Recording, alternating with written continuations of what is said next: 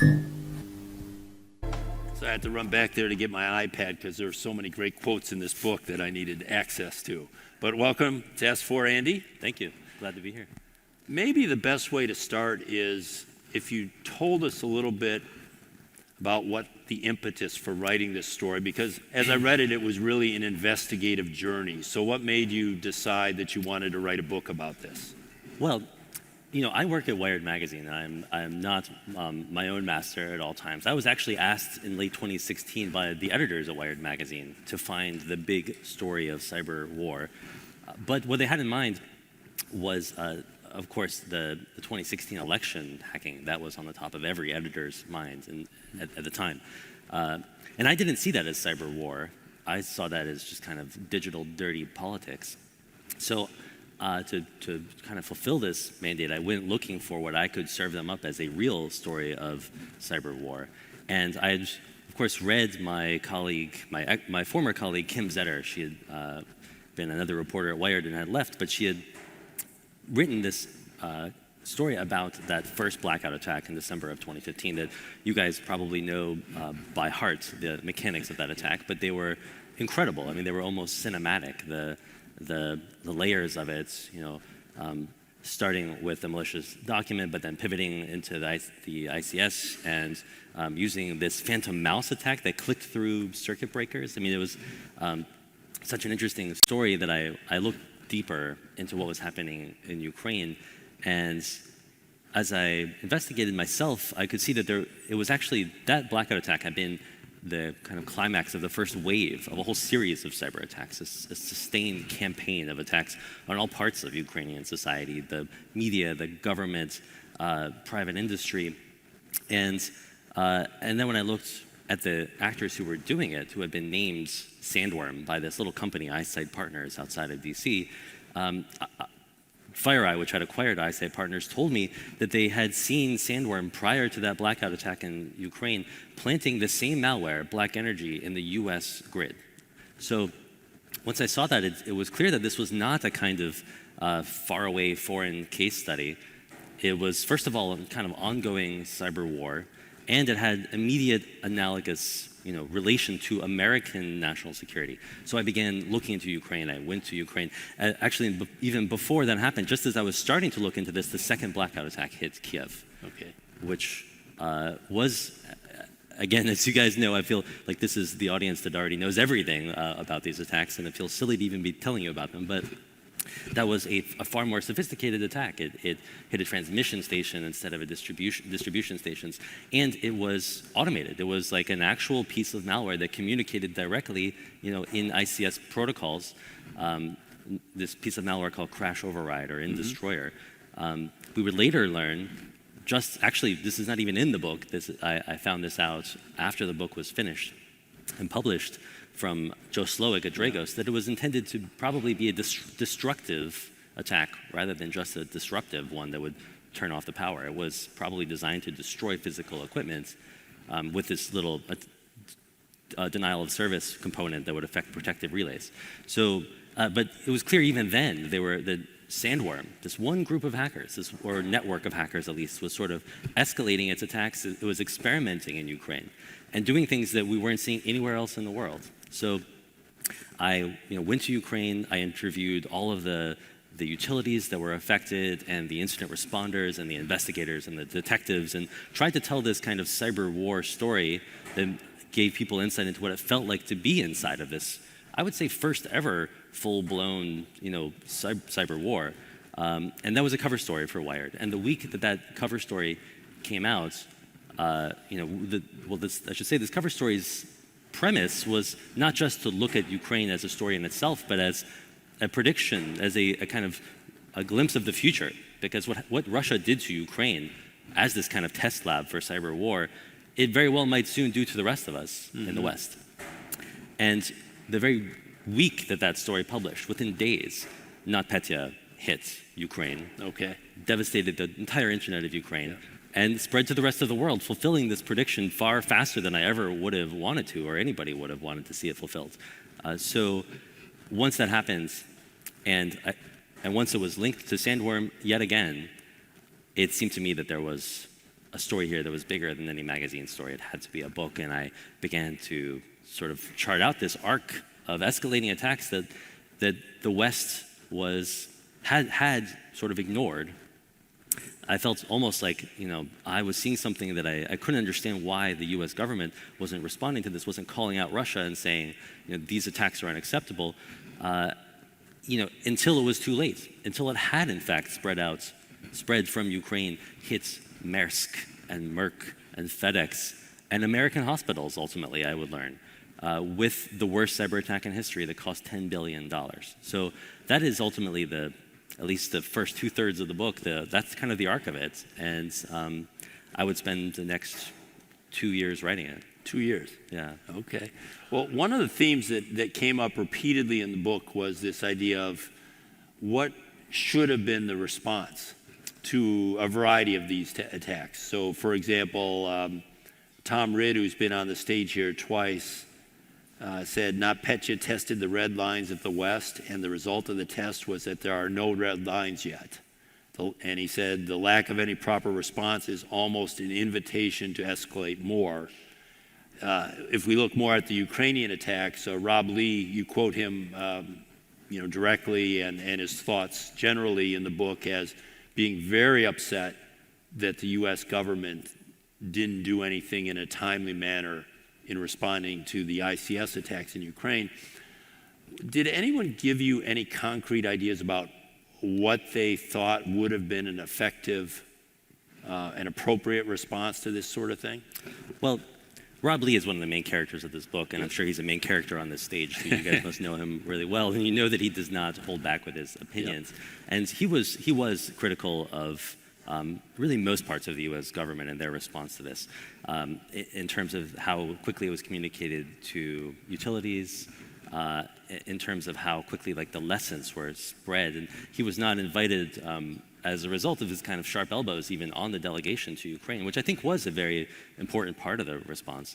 I think that personally, I was speaking for myself would say, and Rob would say this too, I think, that the part of the response that was truly lacking was at the very top. It was in the White House, where, or rather in the executive branch, where we could have seen, and in fact we did see for previous cyber attacks, things like indictments of hackers involved. Even if they're in Russia, you can indict them to send a message. You can impose new sanctions on Russia, as we did for other Russian cyber attacks, but not this kind of quintessential act of cyber war that the first ever blackout attack. But at the very least, we could have, when I say we, I mean the White House, our government, could have simply said something, if not even just that Russia did this, but that they could have immediately said, someone carried out the first ever blackout attack, and we just want to say publicly that this is serious and it's not okay, and there will be consequences for whoever did this. Even though it's not us, even though it's not the US, it's not NATO, it's not even the EU, this is Ukraine. It's a country that is sort of in Russia's sphere of influence, but we want to set a precedent. We want to draw that red line from the very first act, the first time that your puppy does something, like in the kitchen, you slap them on the nose, and we failed, we missed that opportunity. We did not make that rule for the global community. And I think it was a missed opportunity, and it gave an implicit signal to Russia, to Sandworm, that they could escalate, which they did. I wonder, though, some of the sanctions, the indictments, the naming and shaming, do we have any evidence that that's effective, that deters either the actor that did it or other actors from doing something? Well, it's a big question. It is maybe the big question in this kind of area of cyber diplomacy. But if you look at, for instance, Iran, we indicted Iranian hackers for their DDoS attacks against U.S. banks. And we've seen very few Iranian attacks actually hit U.S. soil, despite all of our growing tension with Iran and our provocations in some way, in some cases. For Russia, it's a bigger question. It's difficult to know how to send a message to Putin that he will listen to, how to discipline someone who just in some ways is so resistant to being controlled. But to jump ahead in the story a little bit, we did eventually sanction Russia for NotPetya. I mean, it took a $10 billion cyber attack that hit the entire world, but eventually we did respond as a government. In fact, all Five Eyes called out Russia and sanctioned Russia, put new sanctions on Russia. And we have not seen a NotPetya 2, thank God. So it's difficult to say that these things work, but we at least have to try them. Rob Lee actually is the one who says this to me, that it is the responsibility of the people in this audience, of the operators, of the cybersecurity community, of the private sector, essentially, to protect ourselves. It's the responsibility of our government to do the diplomacy, to send the kind of government-to-government messages that put these attackers in their place, that restrain them diplomatically and politically. And I think that our government failed to do that in this case. And you even, just to extend that a little bit, you were talking in the book about some of these NATO regulations. I think it was Articles 4 and 5, where there's collective defense requirements and questioning whether these actions against Ukraine should have triggered some of those. But that never really seemed, based on my reading, that never really seemed to be seriously considered. Well, I think what you're referring to actually is what happened in Estonia, which was earlier. So I kind of flash back in parts of the book to tell the whole history of Russian state-sponsored cyber warfare, or you could call what happened in Estonia kind of like proto-cyber warfare, because they were just taking down websites for the most part. And the president of Estonia told me that he wanted to seek an Article 5 declaration with NATO. Estonia is part of NATO, so that's a collective defense. Like, you attack one of us, you attack all of us, and the rest of NATO would have to come to Estonia's defense against this act of aggression. But before you do that, you have to do an Article 4. I'm sorry, I'm not actually a diplomat, but I'm trying to figure this stuff out. But that means that you sort of call for discussion of, should we do an Article 5? Right. And he couldn't even get the Article 4 going with his diplomats. They asked around and they saw that there would be no support for this whatsoever.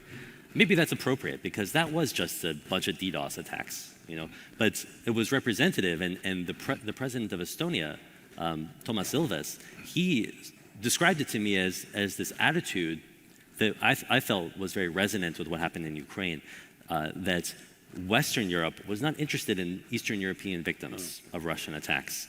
They, despite the fact that they were all part of NATO, just didn't really care that much, and they sort of saw it as Estonia's problem. And that is what happened to Ukraine too. We all treated this as Ukraine's problem. Ukraine has this problem with Russia, they always have, it's not our problem, until with NotPetya it suddenly was. It was everyone's problem. Yeah, I want to come back to NotPetya, but let's talk about another theme that kind of went throughout the book, and I thought two of my favorite parts were your interviews with J. Michael Daniel and Tom Bossert. After they had left the administration, right? They weren't currently with the administration when you were dealing with them.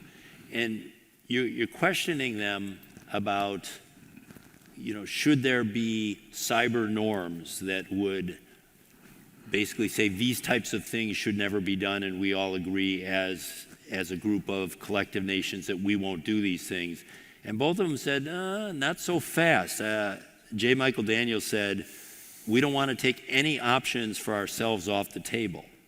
And Tom Bossert said something very similar when you suggested that we might want to do that. There are circumstances where we might want to do something very similar to many of the attacks you describe.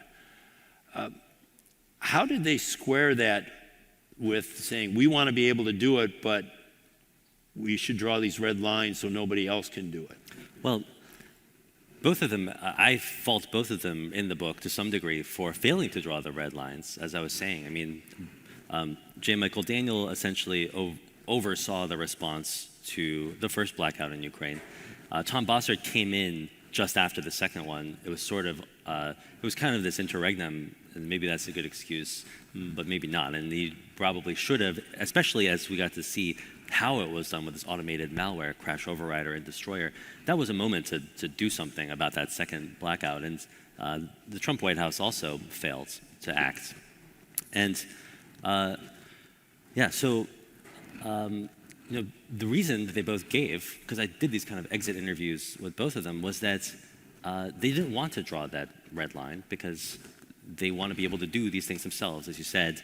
And I see that as a kind of sort of folly that is common to so many governments around the world, but is especially problematic for us. But we all, I think, every government seems almost in this Lord of the Rings fashion to be grasping for this power of cyber attacks and cyber warfare without kind of imagining how it will be used against us. Like, no one wants to restrain or control this sort of very powerful new tool, because they each see how it can help them to further their own ends. And it is a dangerous kind of incentive system where no one actually is trying to control, set red lines, create some kind of Geneva Convention for cyber war, because we all want to, as you said, or as maybe J. Michael Daniel said, keep all our options on the table. But that's not acknowledging the fact that we, in many ways, are the most vulnerable of all. And Richard Clarke, in his book back in 2010, had this chart of, each of the sort of major powers of cyber war, who has the best offensive capabilities, and then who is most vulnerable. And he even then saw very clearly that the U.S. was the most vulnerable because we are most dependent on technology, most dependent on automation. And then North Korea, despite its relative lack of sophistication, especially back then in its cyber attacks, had this advantage that they have zero dependence on technology. So we are not in a position to be throwing stones. We live in this digital glass house most of all. But I don't have the quotes in front of me, but some, in the last 3 or 4 years, some senior defense and DHS officials have gone, I'm thinking like the director of NSA and such, have gone in front of Congress and said, in simple words, we maybe can't defend ourselves right now, but that's why we need such a strong offensive capability so that no one will dare attack us because we can hit them back so hard.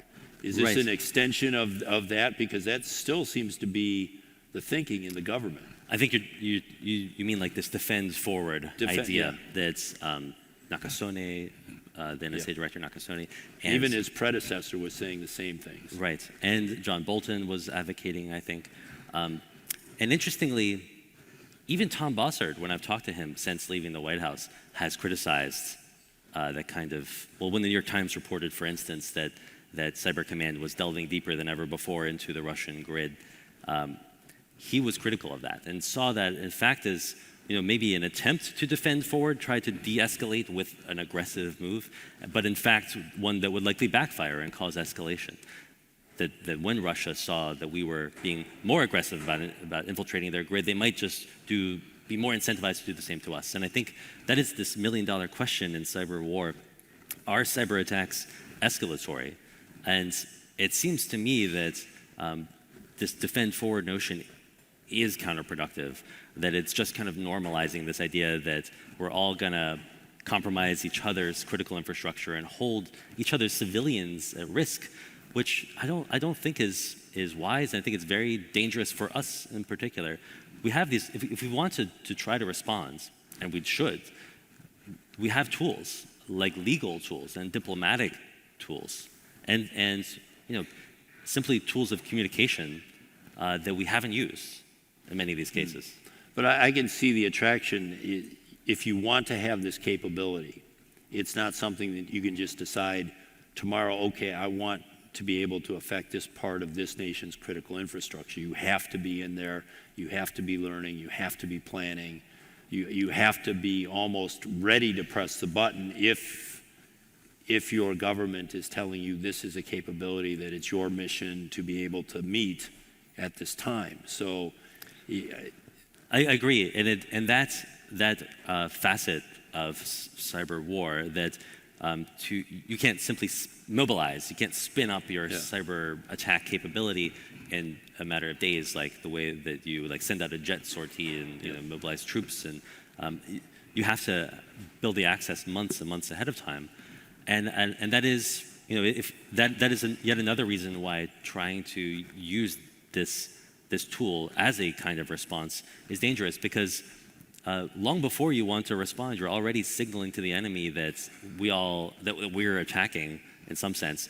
Or rather, your infiltration can be confused as such. And that's what Ben Buchanan has talked about, this sort of dilemma of you have to build the access, but your reconnaissance or even your espionage can be misinterpreted as attack, and that causes escalation. Yeah. I want to, while we're talking about Tom Bossert, there was another quote that I thought was really interesting on 199, page 199. He said, I think this was related to NotPetya. He said, while there was no loss of life, it was the equivalent of using a nuclear bomb to achieve a small tactical victory. That's a degree of recklessness we can't tolerate on the world stage. Strong words, but did he give you any indication what can't tolerate means?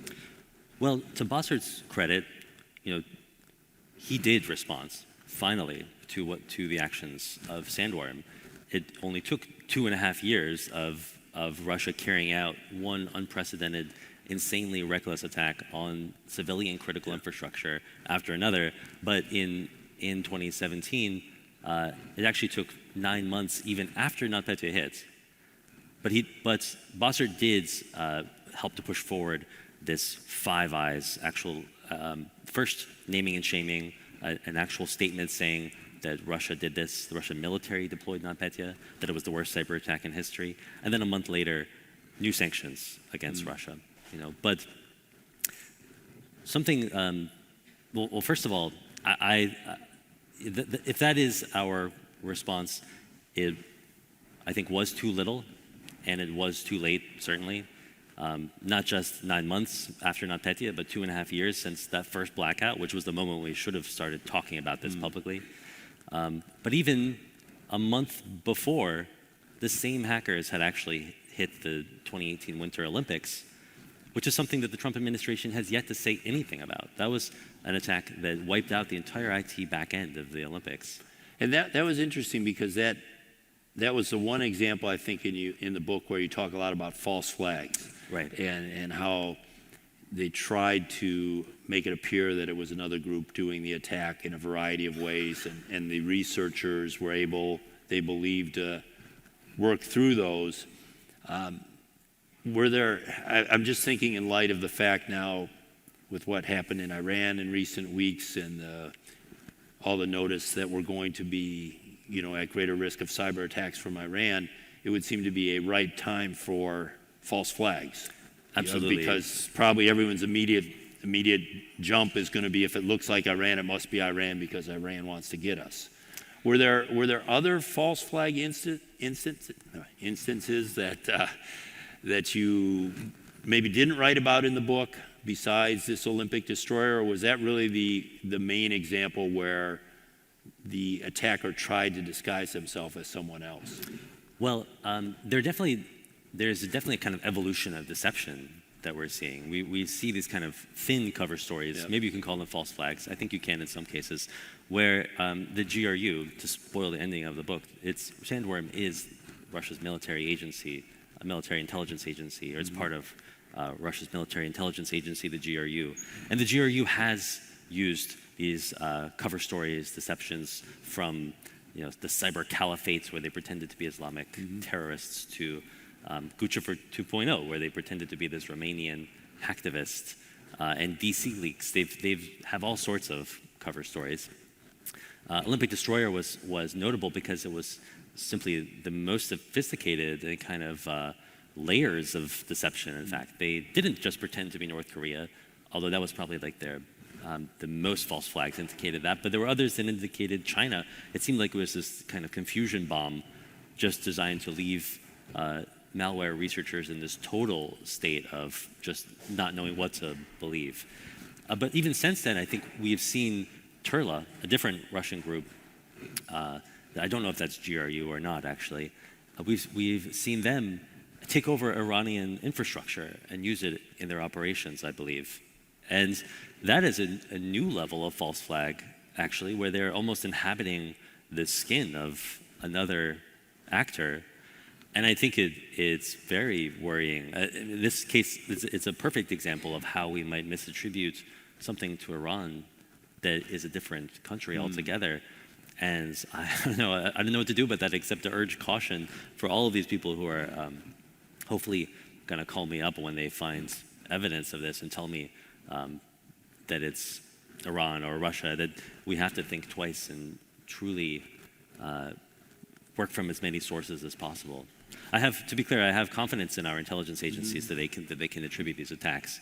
And I have confidence that we as a community will ultimately get to the right response too. But I mostly worry about those initial misattributions and how they can be spun politically, as happened in the 2016 election when half of the country refused to believe that Russia hacked the election for years, ultimately. So I want to try to sneak in 2 quick questions in the time remaining. Yeah. One is, if you read this book and you're a researcher, you'll love it because the researchers are all the heroes in the book. Exactly. They're all working diligently at all hours and doing amazing things and succeeding.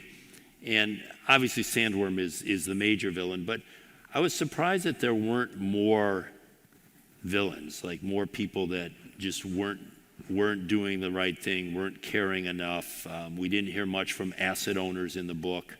Were there, besides the Sandworm themselves, were there other people that you would put in the villain category?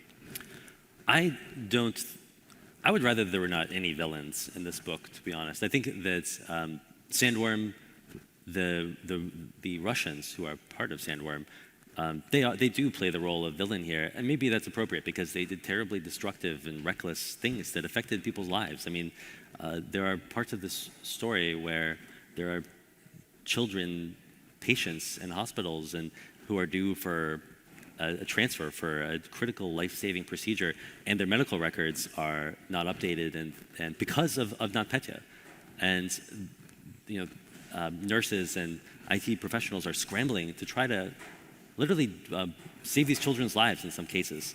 I'm not sure if that was the intention of those actors, but those are the second and third order effects of releasing a worm that just spreads around the world and destroys everything in its path. So, but if I had been able to access Sandworm and interview those GRU agents, which I couldn't simply knock on the door and ask to talk to these agents of an organization that kills people all the time. But if I could have, I would have wanted to humanize them too and understand their motivations. Instead, I had to kind of tell this story like a kind of horror story where you never see the monster, because although I eventually did come to some conclusions about the names and even faces of those hackers, I couldn't actually talk to them. But other than these GRU agents, I don't think that there are true villains. There are people who did their best, maybe people who are misguided and didn't respond in the way that I would like. I think that there are people who are misguided and who are pushing forward this cyber war arms race as well, and it's my job to warn about that. But I would never, accuse anyone of being a villain other than the people who truly deserve it, the attackers. So I don't want to discourage you from reading the book at all by talking about the ending, because I think you'll all enjoy the book. The middle is the most interesting part of it when you're going into all these cases and the characters and all that, but I have to ask you about the ending. And I think CyberX has a bunch of your books here that they're giving out as well on Thursday, I believe.